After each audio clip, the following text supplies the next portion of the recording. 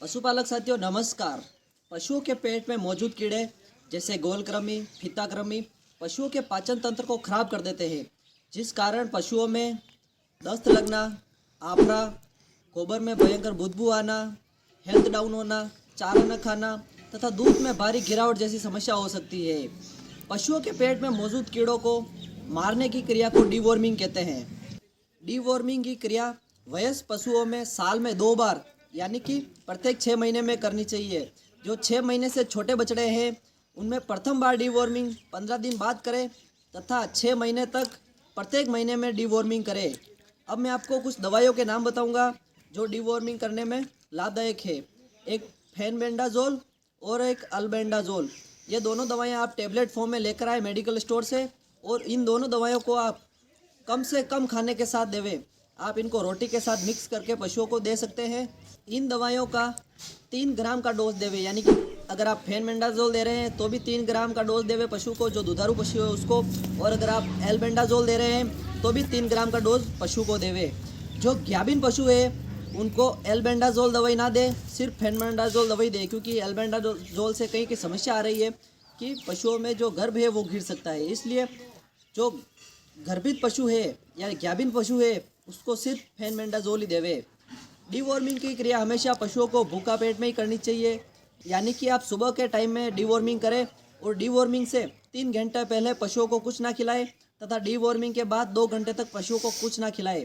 अगर आप आज सुबह डीवॉर्मिंग कर रहे हैं तो उससे 1 दिन पहले रात को पशुओं को कुछ मीठा खिलाएं।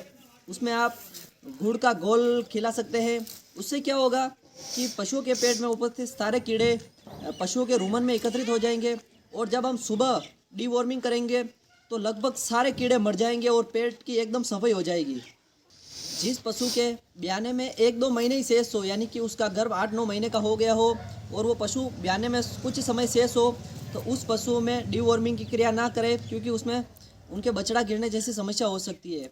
जो पशु लेटेस्ट प्रेग्नेंट हुआ हो, यानी कि उसे गर्भ धारण किए हुए 1 या 2 महीने ही हुए हो, उसे आप डीवॉर्मिंग कर सकते हैं, लेकिन उसे एल्बेंडाजोल नामक दवाई ना दे, सिर्फ फेनबेंडाजोल नामक दवाई दे।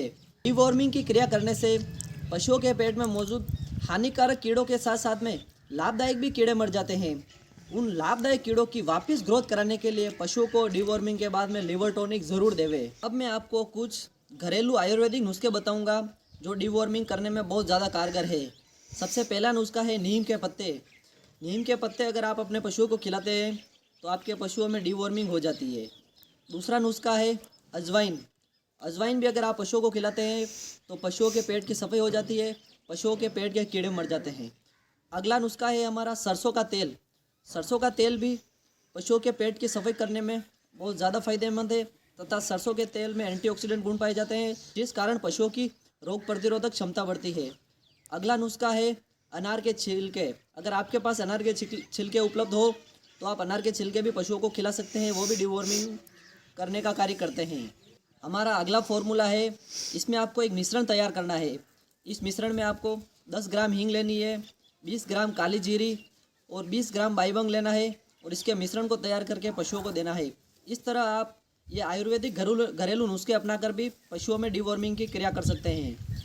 पशुपालक भाइयों, जानकारी कैसी लगी कमेंट बॉक्स में ज़रूर बताएं तथा वीडियो को लाइक करना ना भूलें। पशुपालन से संबंधित ऐसी सटीक जानकारी के लिए हमारे चैनल को सब्सक्राइब करके बेल आइकन को ऑन ज़रूर कर लेवें।